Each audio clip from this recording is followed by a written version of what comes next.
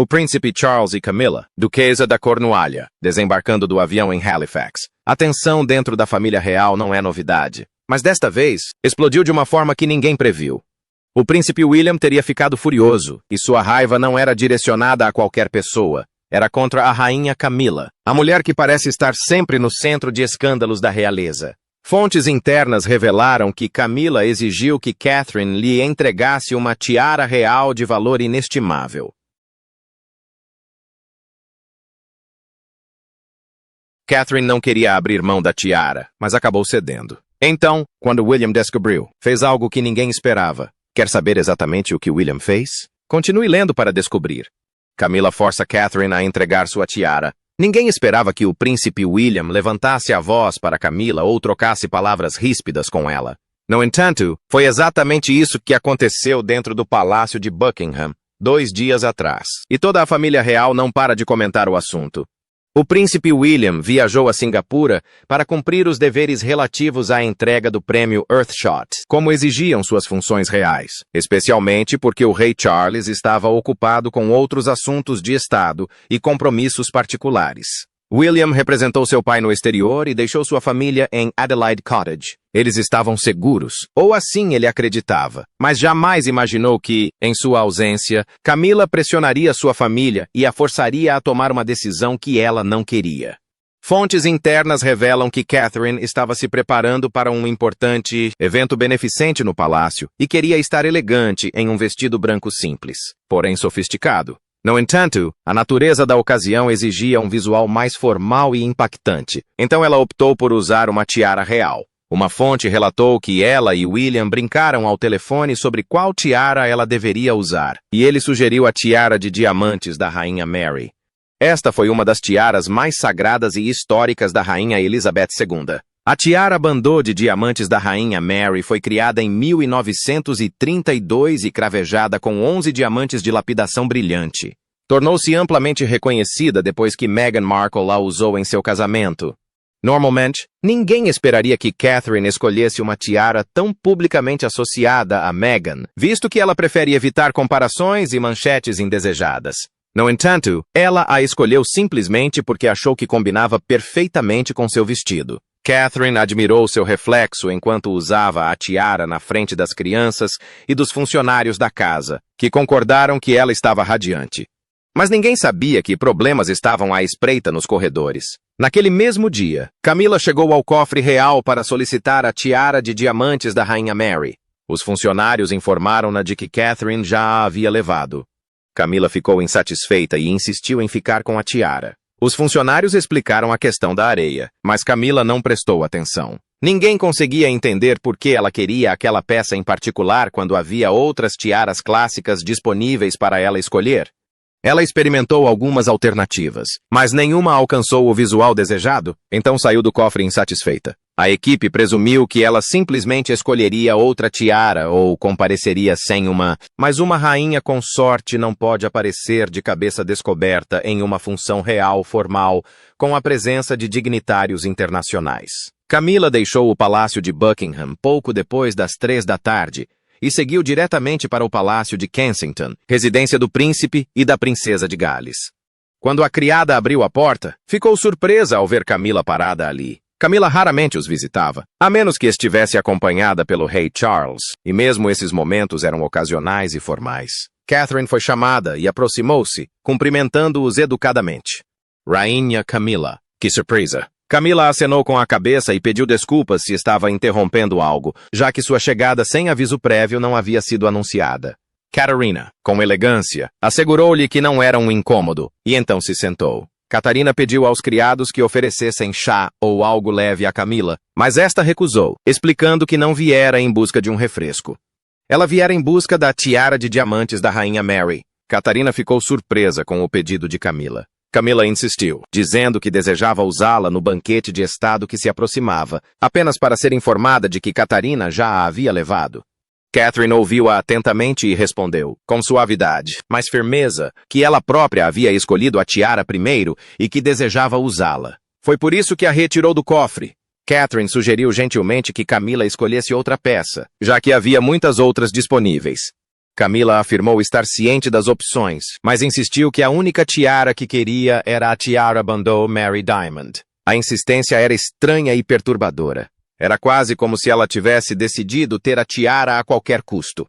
Na longa história da monarquia, nunca houve uma disputa por uma tiara, não quando o cofre continha joias mais do que suficientes para satisfazer todas as preferências reais. Da tiara delle Durbar, a tiara das meninas da Grã-Bretanha e Irlanda, a Tiara Greville, a Rosa Strathmore e várias outras. Camila poderia ter escolhido qualquer uma delas, mas exigiu justamente aquela que Catherine já havia escolhido. Os criados da casa ouviam do corredor em um silêncio tão profundo que era possível ouvir a respiração entre as pausas.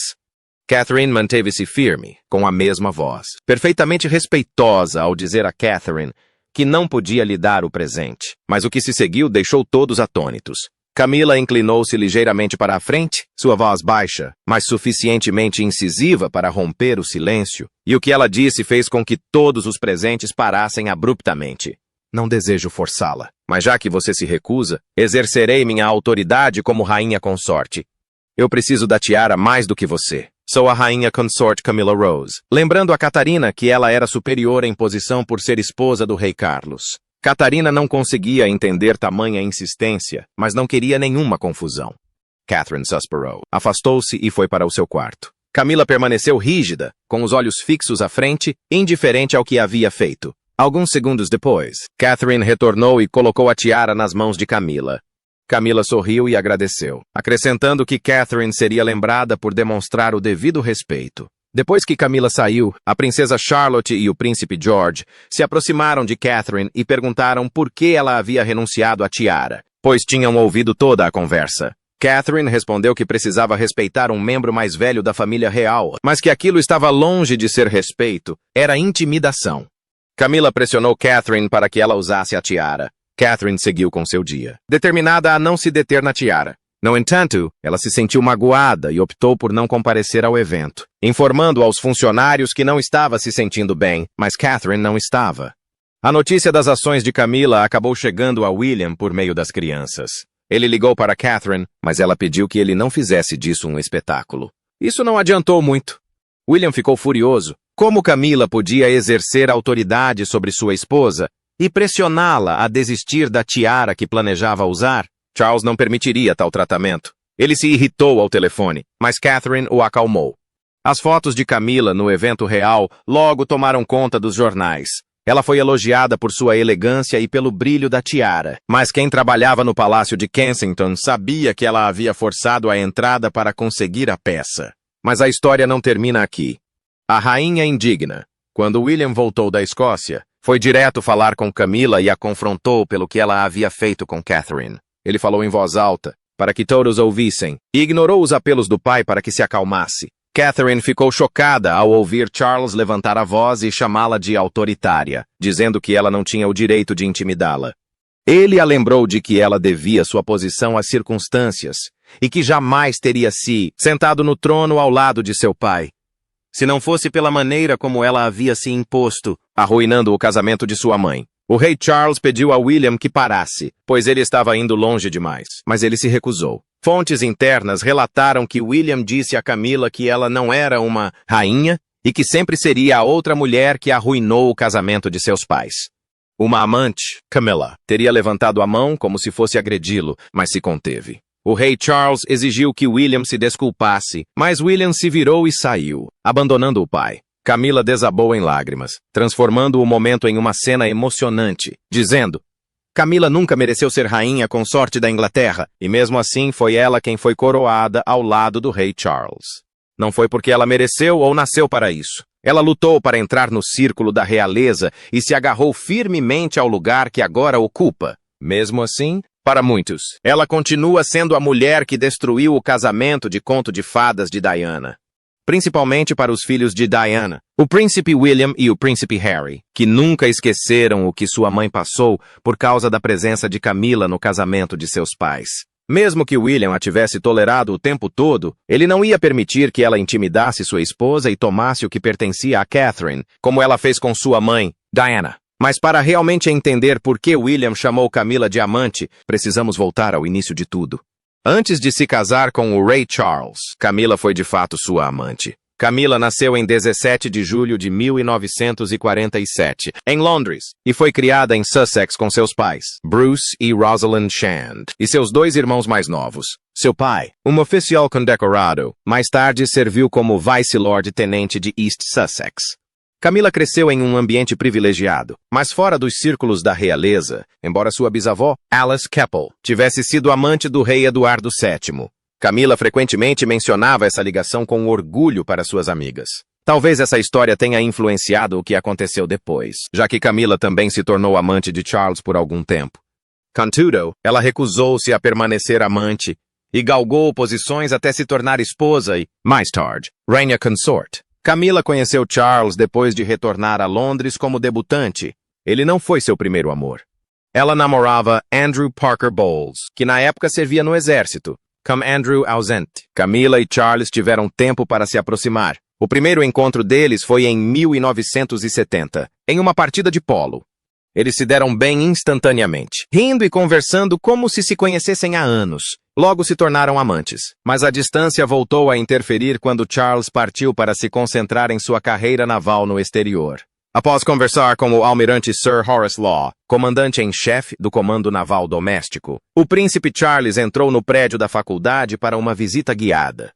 Eles mantiveram contato por cartas e telefonemas, mas a distância criou um distanciamento entre eles, e quando Andrew voltou para Londres, ele e Camila reacenderam o relacionamento. Alguns meses depois, Andrew a pediu em casamento, e Camila aceitou, embora seu coração ainda pertencesse a Charles. Ela continuou escrevendo para ele, enviando cartas repletas de carinho.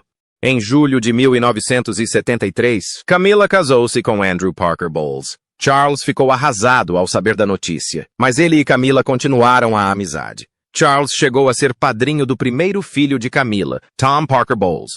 Isso demonstrava a força do vínculo entre eles. Com o tempo, Charles acabou conhecendo sua própria amada, Lady Diana Spencer. Diana e Charles se conheceram quando ele visitou a casa da família Spencer para ver a irmã dela, Lady Sarah Spencer, com quem ele namorava na época.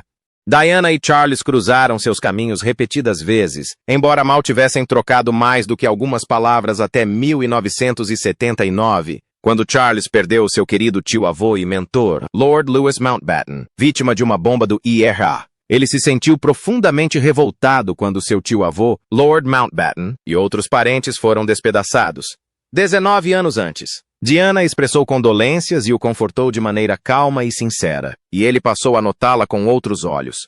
A partir daí, eles se aproximaram. Passaram tempo juntos conversando, pescando e compartilhando momentos de tranquilidade longe do mundo. Diana também passou a visitar Balmoral com mais frequência.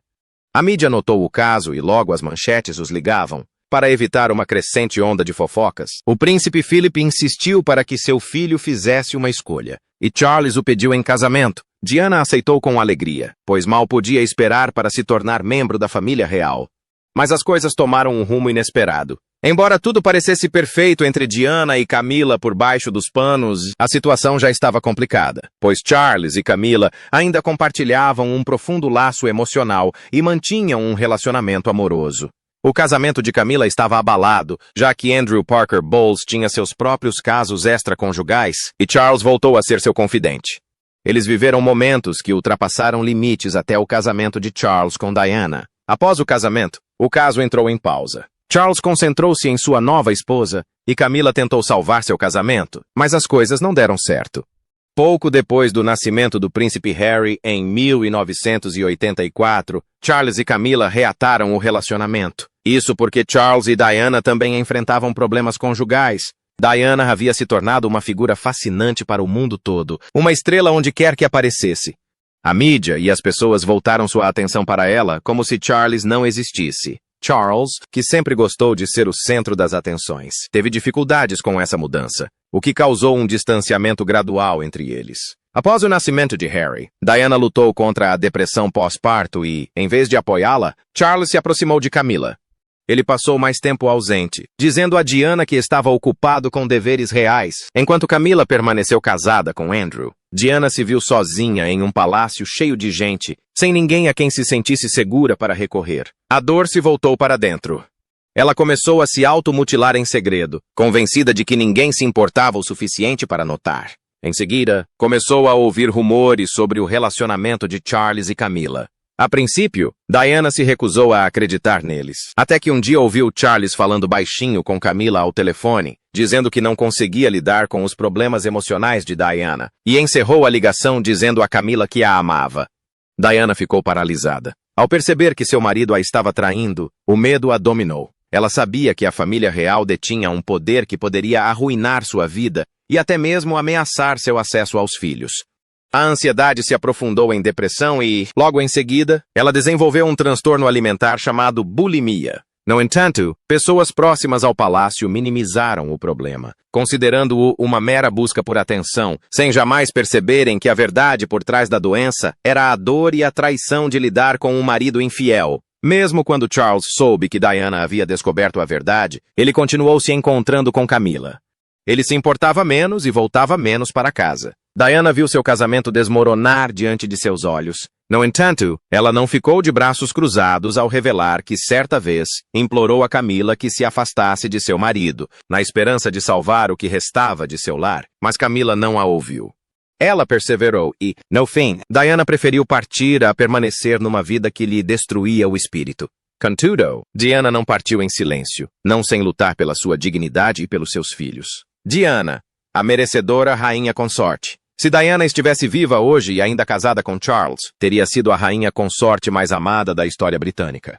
Sua vida foi interrompida precocemente, e muitos ainda acreditam que ela nunca recebeu justiça ou proteção daqueles que deveriam tê-la valorizado. Depois de descobrir o caso extraconjugal do marido, Diana decidiu que não sofreria em silêncio. Ela queria que o mundo conhecesse sua verdadeira história. Então trabalhou secretamente com Andrew Morton no livro Diana, Sua Verdadeira História, revelando suas batalhas emocionais dentro da família real e confirmando o relacionamento de Charles com Camila. No entanto, Morton não podia rotulá-los abertamente como amantes, então os chamou de amigos íntimos. O livro abalou a monarquia e ganhou manchetes em todo o mundo. O palácio interrogou Diana, e ela negou o envolvimento, embora suspeitassem que ela estivesse mentindo. O lançamento do livro levou à sua separação de Charles. Isso fez com que Charles e Camila passassem mais tempo juntos como se ainda fossem casados, enquanto Diana se concentrava em seu filho, Harry, Ian William, além de seu trabalho de caridade. Enquanto Charles e Camila aproveitavam a companhia um do outro, se envolveram em uma confusão que quase os destruiu.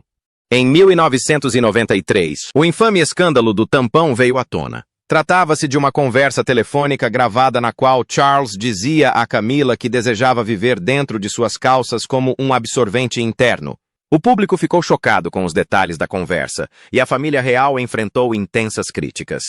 A rainha estava furiosa com Charles e desaprovava o relacionamento com Camila, mas Charles não desistiu de Camila. Em 1994, Charles deu uma entrevista na televisão admitindo que havia sido infiel a Diana, alegando que só a traiu depois que o casamento deles já estava irremediavelmente rompido. Sua confissão não foi bem recebida pelo público. Em vez disso, o público simpatizou mais com Diana. Em 1995, Diana concedeu sua famosa entrevista ao programa Panorama da BBC, conduzida por Martin Bashir. Pela primeira vez, ela falou abertamente sobre seu sofrimento e a traição que sofreu.